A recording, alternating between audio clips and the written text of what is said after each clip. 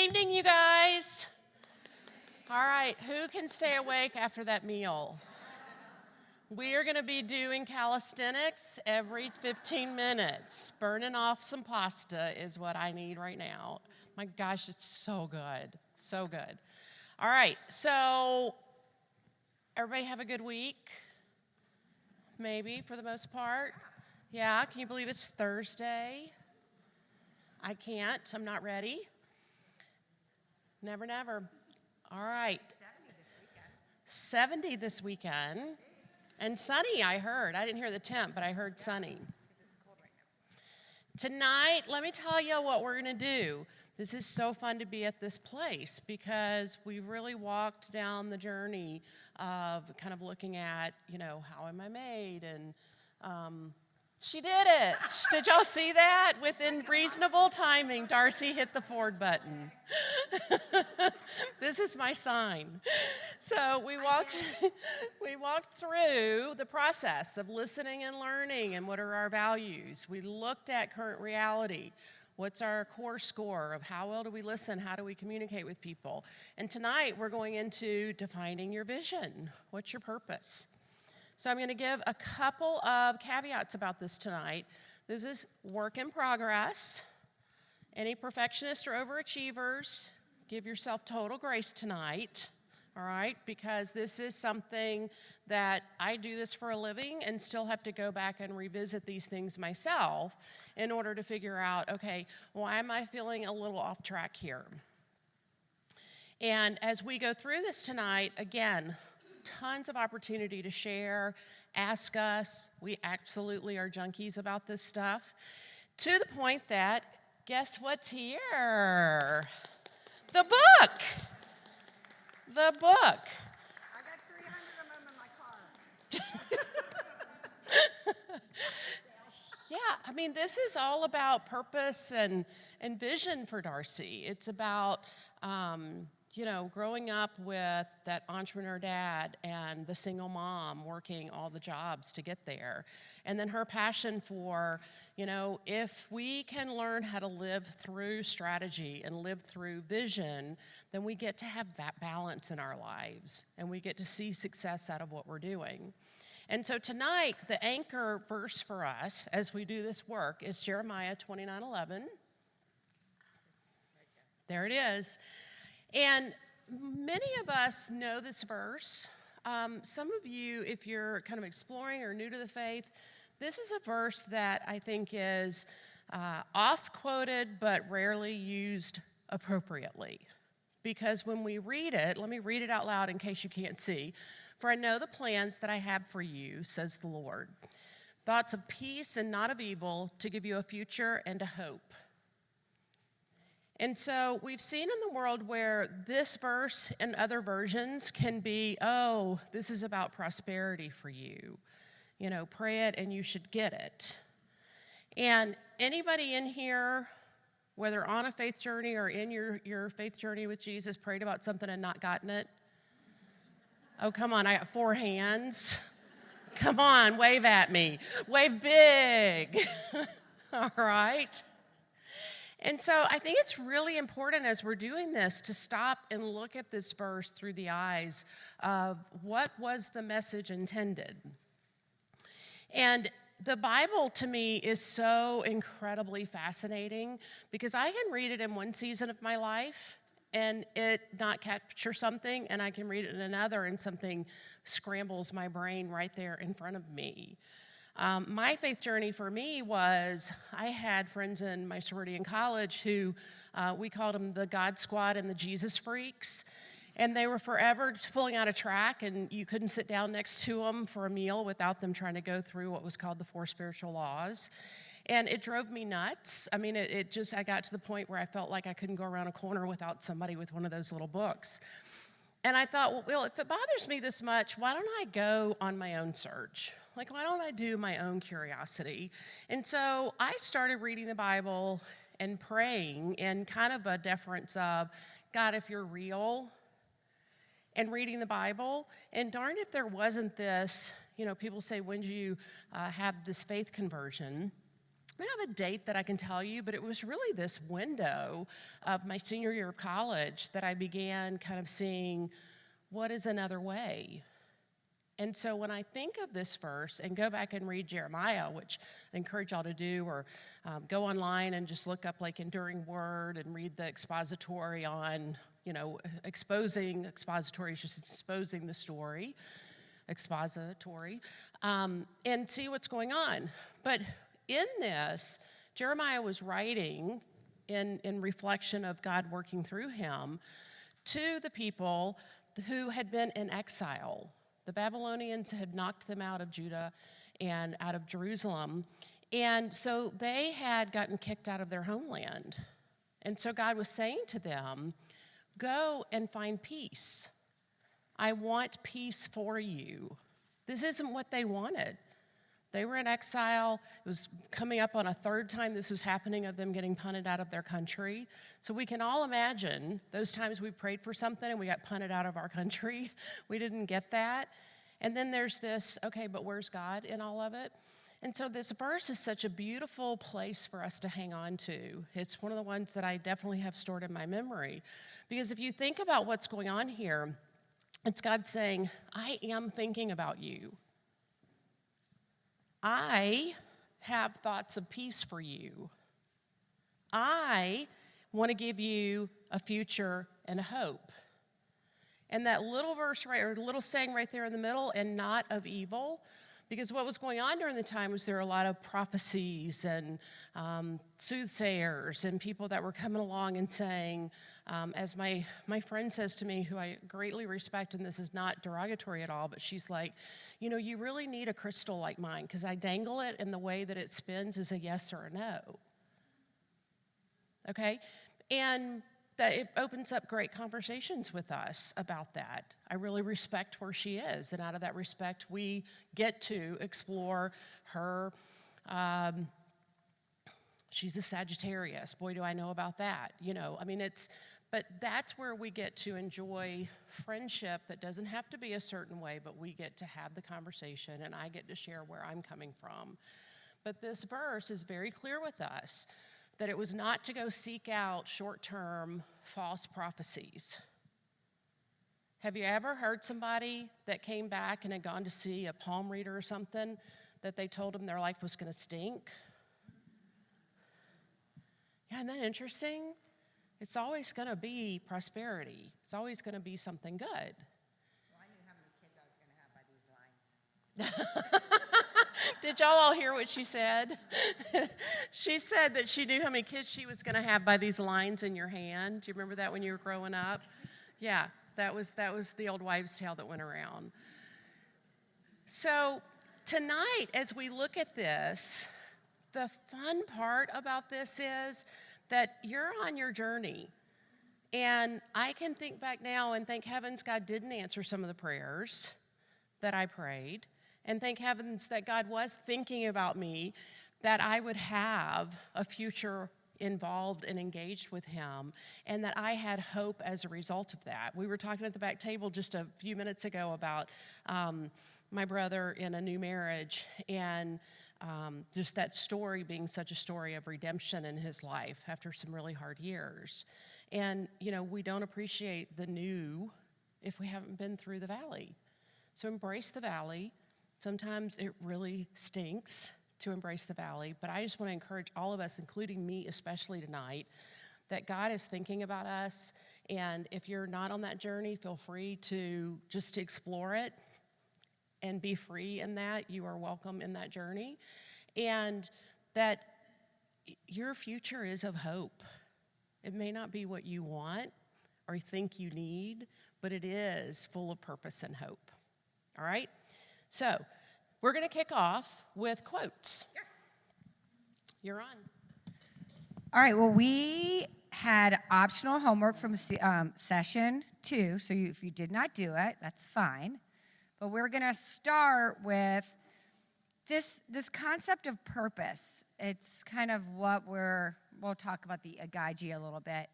But has anyone read Man's Search for Meaning, Viktor Frankl? Basically, the concept is no matter what season of life we're in, Like, we're meant to have purpose. We're meant to have purpose, which is what gives us hope, right? And, part of that is us sort of just understanding what our purpose is. And so as we've walked this path with lots of individuals and companies, we start with core values because it's kind of how you, your foundational kind of beliefs. And then we ask you to think about your gifts that you have. That was the strengths. Maybe some things that you could go do better, weaknesses, opportunities, and threats. We'll talk about that a little bit, the SWOT. But one of the other things we've found as we've done this program is that there are quotes that we say to ourselves, or that we have for our family, that we just have in our mind. And those quotes that you remember, there's a reason for them. Like, it's a grounding place for you. So we thought that we wanted to just open up for you at your tables, and I know you've connected. But let's just start with sharing some quotes that you like, some quotes that speak to you. And I have those. I think these are two. Oh, that's not the right one. This was one, stretch yourself beyond what you think is possible. We're going to talk a little bit about stretching. These are some quotes I found yesterday. Saying yes when you should say no, let others steer your life. Women do that a lot. We say yes. And then we put other people in the driver's seat. Sometimes the right path is not the easiest one. So if anyone was here last time, I sort of shared my crazy story with my dad. And I decided the first time I shared it was with you guys, and then I shared it at my Vistage meeting. My Vistage is a group of CEOs that I like, key execs that I work with on Friday. All men. Oh, yeah, it was fun. There was my time, what was my time to present. I was the host. I'm like, I got you guys for like 3 hours. I didn't even know why I really wanted to do it, but I did. I wanted to. I've been with this group for 5 years, and I thought, you know what? we need to get real here. We need to really be authentic. And so I told them even before, I used the same pictures, the same ones I did with you guys. I even bawled my eyes out for 10 minutes. I couldn't even talk at one point, talking about some of the stretching my dad did in my life. I got to tell you, it was the most silent these 10 men have ever been in their entire life. And they were all going, she's still crying. What am I supposed to do? Jamie, the facilitator, he's a guy, was like, she's crying. I don't even know what to do. I literally just paused, and tears were rushing down my face. It was the weirdest, craziest thing.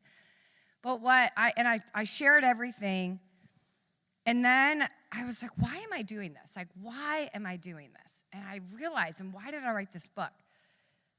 And it's because that my dad, as an entrepreneur, chose work and gave up his family. That was the most important thing. He chose this, and he wasn't actually very good at it, or I'd be rich. But he chose being an entrepreneur, and I was the collateral damage. My mom, his relationships with our kids. That is not good. That is not healthy. I know a lot of men and women who choose work or choose something. That is not a purpose. That's like a provide. And so a purpose is beyond that. And so what I said in that room to them is that, I wrote this book so that you can be successful in life, have a successful company, but have a purpose too in and outside of life, and have kids who love you, who still want to hang out with you, and a wife that thinks that you're going to pay child support and alimony one day. But that's why I wrote it. But it does take people. It does take authenticity. It takes that purpose beyond me, and it does take another of my favorite book, Road Less Traveled. Have anyone heard of that? Scott Peck. If you haven't read it, read it. Because we all have our stuff. Cyndi says we all have our stuff, but the less traveled road is the road that says, I am going to pick a vision and a desired state that is not the current state that I'm in, because this current state is terrible. My relationship with my dad, terrible. If I could live in that world, I would be not a very successful person. But I chose this, and I chose a desired state that involved a lot of people, including God, to help me, a lot of psychologists, a lot of people who I reached out to. and said, help me, help me. And that is why we do this, because this whole thing is like, get clear on why you're here, your purpose. And then if you're not happy in your reality, and some of you might be like, my reality is pretty cool. It's great, awesome. But if you're not, then we're going to say, like, have a vision, a desired state, and share it with someone. Because guess what? I can't help you reach your desired state until I what? Know it. Know it. So if you want to do something different, if you want to coach, if you want to teach, if you want to go volunteer, if you want to get a new job, if you don't tell anyone you want that, and women, we have a terrible time of telling people what we want, then no one can help us. So part of what we're doing in this program is we're saying, and we do this with men too, write that down. Like, write it out. Like, tell someone. And then another one of my books I really like, has anyone heard of The Secret? We talked about that last time. It's not the secret is basically if you say your vision out loud and you do the work, it's possible. It doesn't mean it's going to happen, but it's possible. It's certainly more possible than if you never tell anyone your vision. And so I ended up telling my whole Vistage group, made them all, actually I had a few of them cry, and a few of them share stories. And then the other thing I told them, I followed up with an email and said, a couple of reasons why. But the other reason that I shared with them, that I told them, is because all of them have people who work for them. And I said, I want to make sure you see the people who work for you. Because my mom had men, bosses in her life, who let me sleep under a desk, who let her go leave work because she had a sick kid, or go do every soccer game that I ever played and she was at the field, which I know some Tom Woods let her go to those games. And Norm let her do that. And I said, I want you guys to be the I don't like the word boss, but I want you guys to see the season that your people are in and see them and help them and impact them the way Norm and Tom Woods helped my mom. And I think they left there like, is this thing over yet? I mean, it's been 3 hours. Get off the stage. But I really want to thank the group, because I don't really share that story very often, and you guys gave me the courage to do it. And I impacted my group with it. I got a lot of, and I didn't tell them any other reason, that I just want them to be better. Like, I think we can all be better. And I think being better is really kind of doing what we believe to be true, which is 1, asking for help, and 2, telling people what we want, and really leading from authenticity. So all that being said, let's talk about our quotes. So it all starts with just what speaks to you. What are some quotes that your table, that you individually have, that you kind of like, this is always in my mind? And then we'll just give you a few minutes, and then we'll move to the harder exercise, which is purpose. This is like the icebreaker. The icebreaker. Okay. And feel free to grab your phone and look one up if you are looking for something. Yeah, look one up. Look it up. Go to favorite quotes. Just pick one that speaks to you. Find a quote you like. All right. Any good quotes that anyone wants to share? Any good quotes? You got one? I can do all things through Christ who strengthens me. Any other good quotes out there that people want to share? Any good quotes? Mine build people up according to their needs. That's Ephesians. If you always do what you've always done, you always get what you've always got. Any other good quotes? Figure out what you want and learn how to ask for it. That's good. Okay, so quotes can be powerful, and it's a good grounding for this next exercise of work. Has anyone heard of Simon Sinek? Oh, good. Yeah. So now I know you guys. I can say, this is how we really do it. We don't train as much. We ask people. So what do you know about Simon Sinek? What does he do? His whole deal is start with why, and he asks companies to look at what their purpose is for existing and start there for strategy. So that's the base. If you didn't watch the video, we had it for homework. Oh, some of you did watch the video. Nice. I mean, not that we're giving out stars, but right over there. So this video is all, he talks about Apple.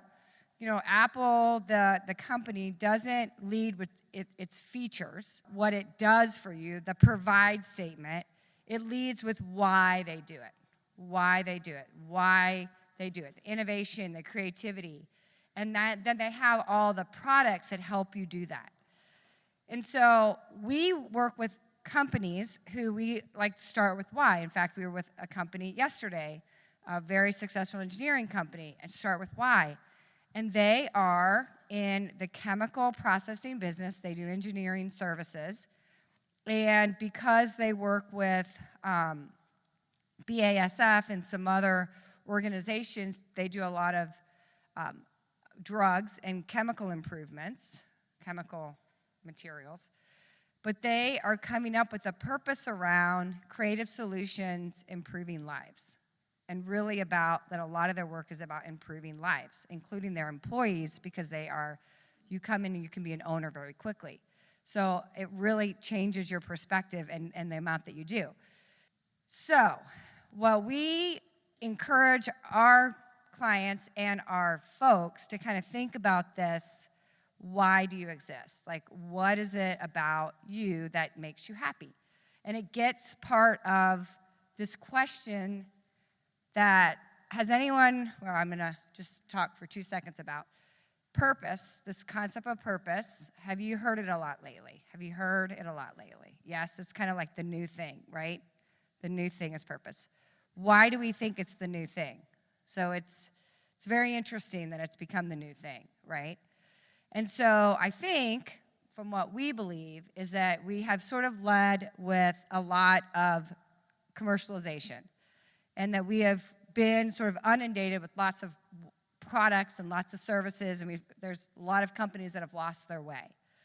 And so that book, Purpose-Driven Life, which was a life changer for me, can be a life changer. Anyone heard of Maslow and the five needs? We're going to walk through that a little bit. And then this is one thing that someone talked about. In the industrial world, it really was about just we needed you to do your job, do your job, do your job. And now people don't want to just do a job. They want to have a purpose. They want to know why they're doing that job, or they won't do it. So, we've really moved away from just this industrial world to like really having more of a need to know why we're doing this. And then for us, we think the generational, so let's call them X's, Y's, Z's, all of them.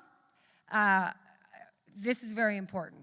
I mean, they really want to see that the organizations they're working with care more than just making a profit, right? And if one of the first things that we ask on our thing is, why are you in business? And if the only reason they're in business is to make a profit, that unless you're part of that profit, which many people who work there aren't, I'm not going to want to work there. And so, really it's become very important. But it starts with you and us having a purpose. So we have had you do some exercises prior to this. So we had you do your gifts and your strengths. Were you guys here when we talked a little bit about what are the things that you're good at and what are the things that make you happy? Your gifts, right? We ask you to think about values. Remember your beliefs. You guys talked about beliefs. Service might be a belief. It might be a belief to be with my family, or, really might be a belief. One of mine is really to challenge the status quo is one of my values, is to really, I know that Brandy's laughing. I know that's crazy, but it really is one of my values. But I think that's important. So back to your statement, like if you always do what you always do, you're always going to get what you always get. Like I don't like that. Like I want to challenge that. But that's a value of mine. So we want to start with those statements, and I'm connecting all this for you because we've put this up there a few times, the Agaji. It's like the second page in this book. It's like way at the beginning. And if we believe in this space is kind of our purpose. And so helping people put together what you're good at, what you love, what the world needs. And for some of us, what we can get paid for. Not everybody, but if we need to get paid for it and we can put that together, then we're going to kind of love what we're doing. And by the way, this doesn't need to be a job. It could be my purpose right now. It might be to take care of my family, to serve my church, to teach might be a purpose. A mind is to build people up. There's lots of different ways to kind of talk about a purpose statement.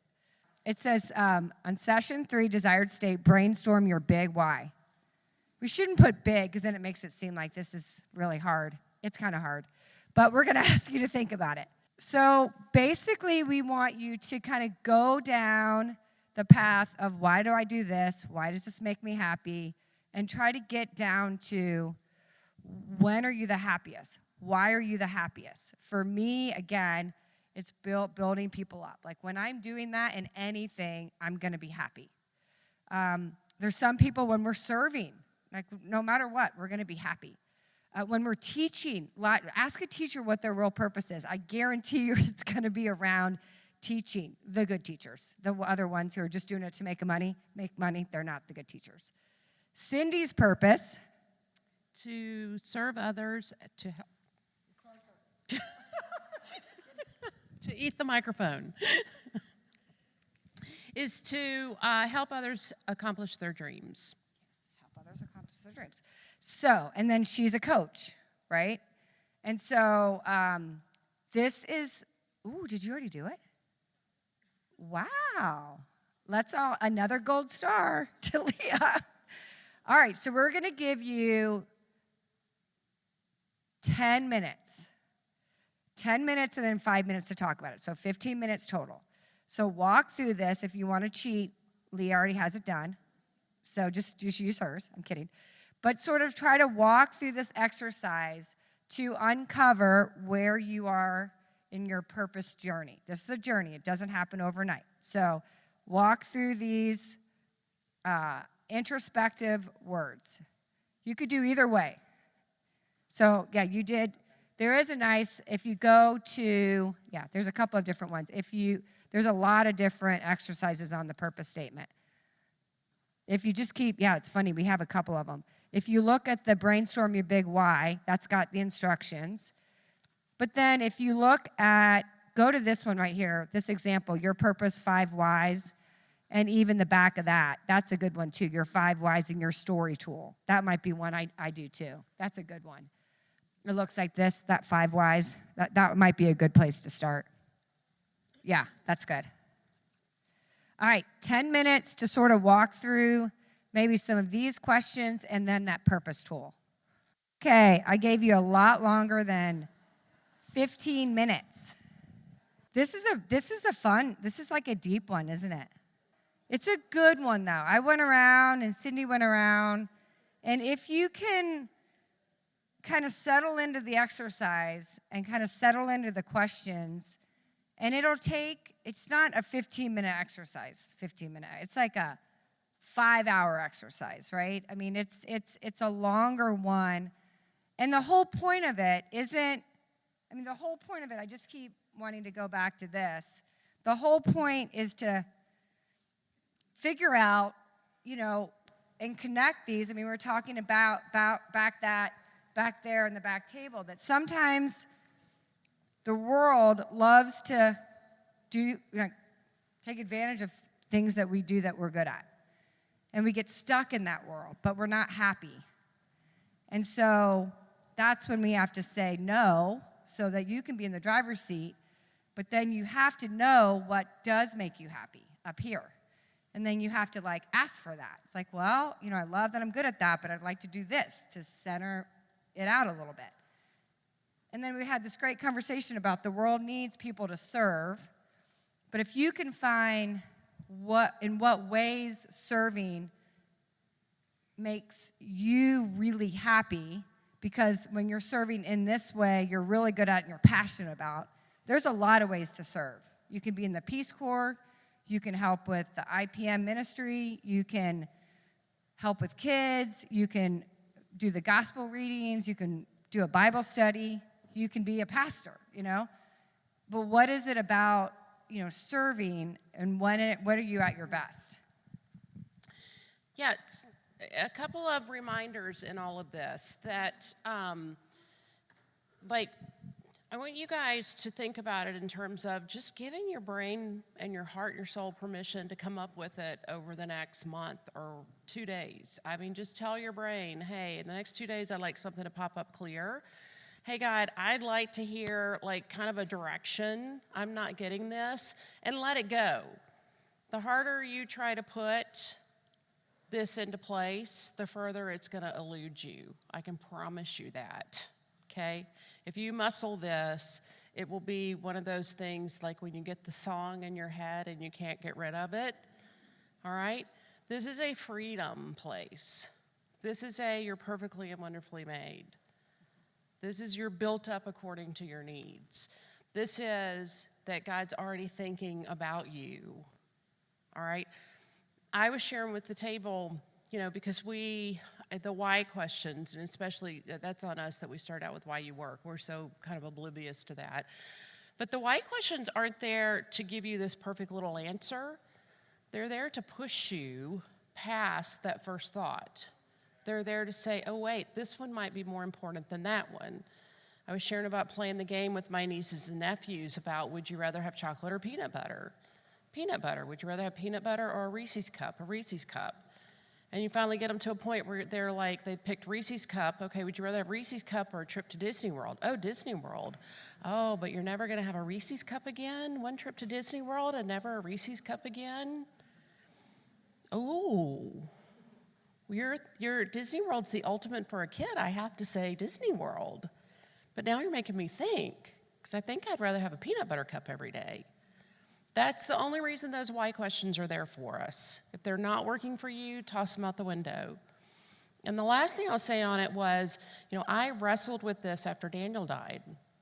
Not only was I grieving, I felt like I'd lost my purpose. Because if you want a purpose, have a little boy who can't walk or talk or sit up or roll over, and you got a big purpose there. Wanted to do at-home medical care for him. I don't have that kind of money, so I worked like a dog. So did my husband. And he dies, and I'm like, not only have I lost Daniel, I've lost my purpose. I'm really lost. I mean, I was lost, rudderless, lost. And all of a sudden, I started asking my questions. And it took me, you guys, about 3 years to get regrounded. So, and the thing that finally hit me was my purpose was part of what I missed about Daniel. Because with Daniel, there was always teachers and therapists and nurses, and, you know, we had 24/7 care. And so I always had somebody to talk to about, what are you doing? Do you like your job? How is that going? I loved that. I missed it. I missed that whole community of people coming and going, where I got to have all these great conversations with them. And I realized, you know what? Part of caring for Daniel was also having this community of being able to say, what are your dreams? What are you working on? Oh, you're in school. Tell me more about that. And so that's what I realized was that my purpose was right there in front of my face. And part of my grief was grieving not just for Daniel, but for me and that community of people that I just got to keep serving. So don't fight it, but also don't think it's got to be hard. I mean, it was under my nose for 3 years. Now, when we think of desired state, we include this purpose statement, your values we did last time. And the last sort of part of desired state is a vision. Like where you want to be, like when you can be your happiest, when I'm living that purpose, when I'm living my values, when I'm coming home and I'm feeling good when I go to bed at night, right? Whatever I did that day, I feel like I made a difference. I really felt that it mattered. I mattered, and I gave back. And so there is an exercise that we're going to do, and we're going to ask you guys to kind of think about this, probably more as homework. But I like Nelson Mandela. We've heard of him. Action without vision is only passing time. Vision without action is merely daydreaming. But vision with action can change the world. So for Cyndi's case, she found her purpose, but then she had to find a vision to make that purpose happen. Because in her current reality, that wasn't going to happen. So she had to say, okay, Now, who do I need to help me do this thing that I like to do? And what training do I need? What certifications do I need? What tools do I need in my toolbox? Because I know that I want to be doing more of that. I want to be doing more of that vision and impacting more people.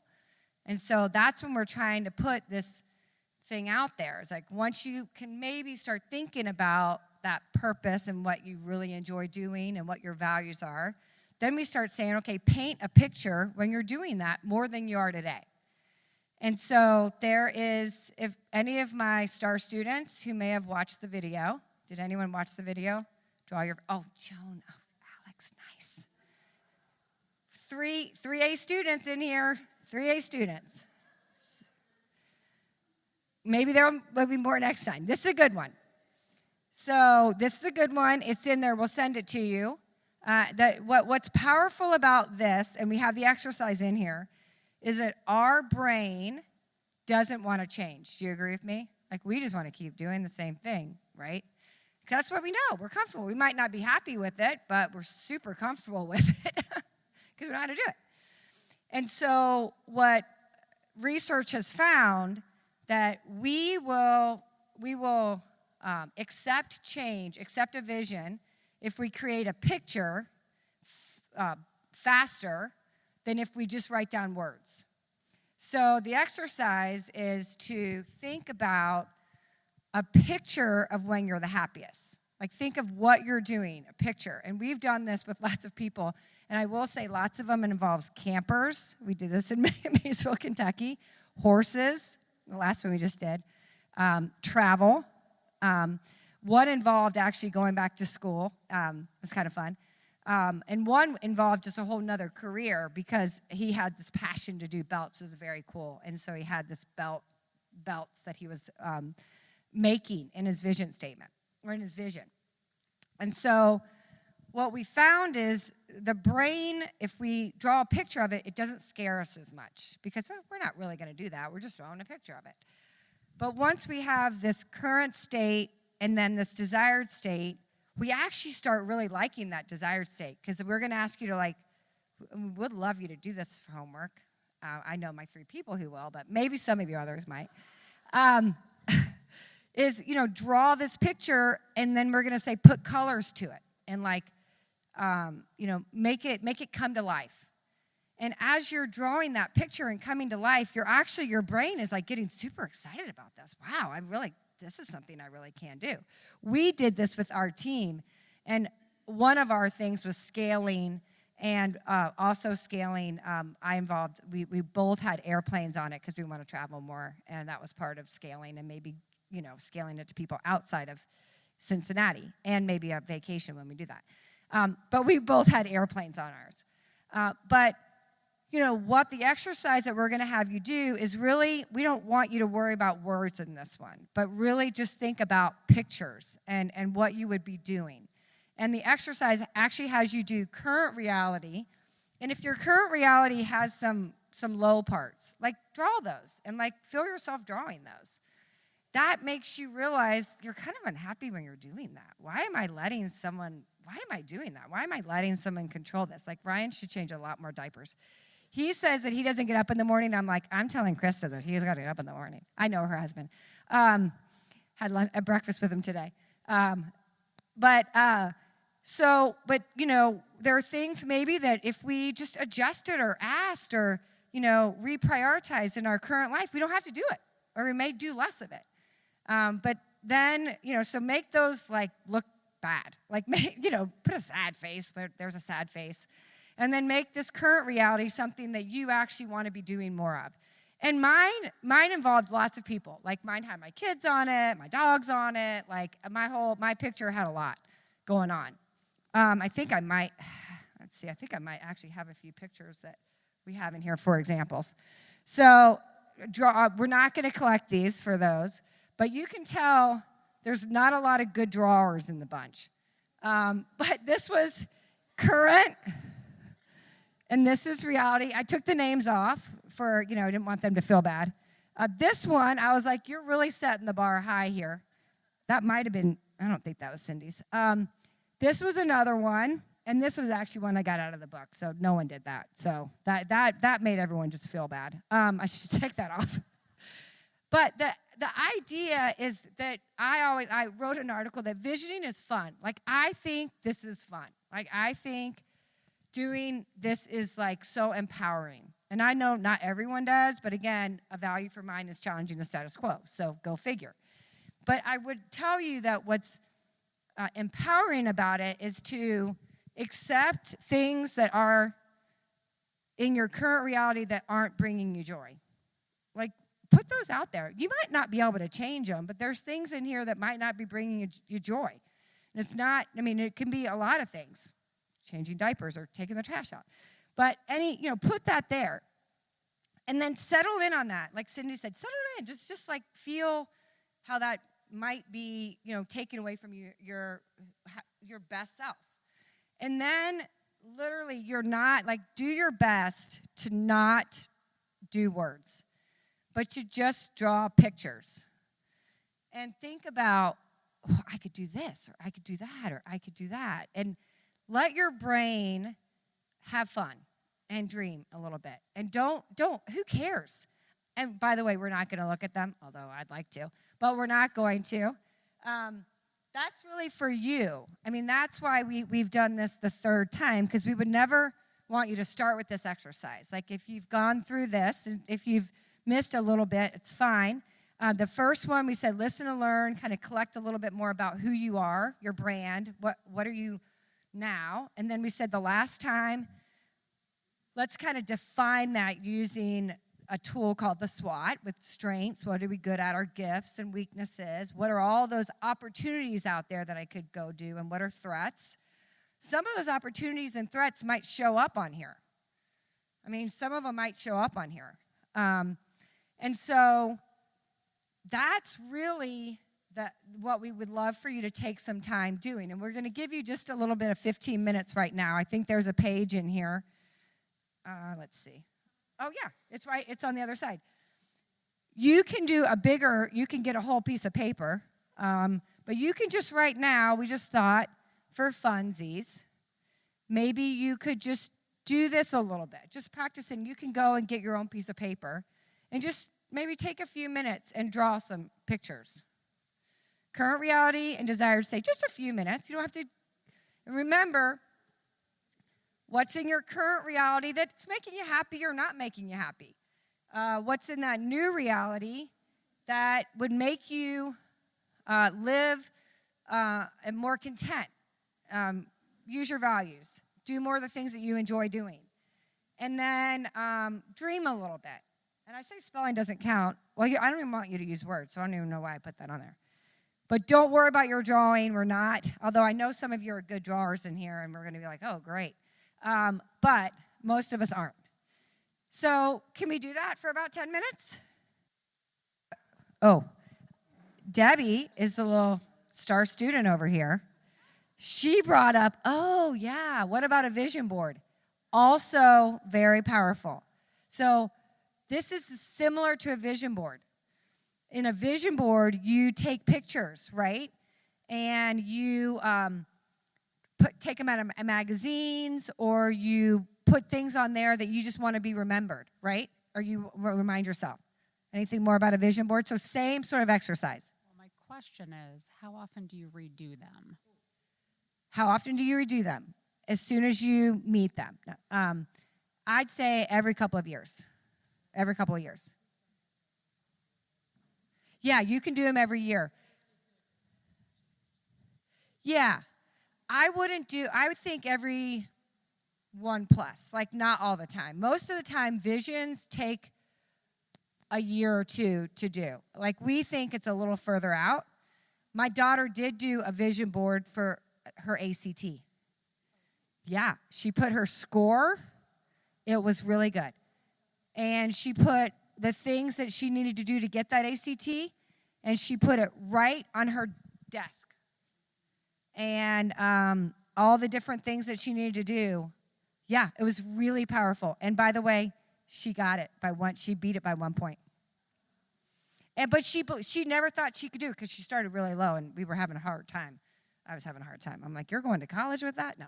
But we got through it, but she totally, she didn't believe she could, and I'm like, you can. Like, that's your goal. And so it really was powerful. She did a vision board with it, and she looked at it every day. It was awesome. Yeah. So vision boards are very powerful, very similar. One thing I like about this is the current state versus the vision board. Any other really good questions like Debbie's? That was a good one. All right, so it sounds like some of us are really happy where we are. Some of us want to focus on some new things. Some of us might do vision boards. Some of us might do it in a group over here. Everyone here on the table is helping Ann do hers. So if anyone wants to come over, these guys are for hire. So that's their purpose, helping Ann. So we're about at our time. We will send, as we did last time, all the slides. We'll just keep sending, if you didn't get them last time, we'll just send all the slides again through session 3. And then you should be able to, I think there's a QR code to the videos. If you don't work, get back to them. You don't have to watch them. They're kind of fun. So if you want to watch them, you can. It might help you. But we also, not same time, we do this exact thing again. If you're a slow learner, you can come on Saturday. I'm kidding. That's the 2 days.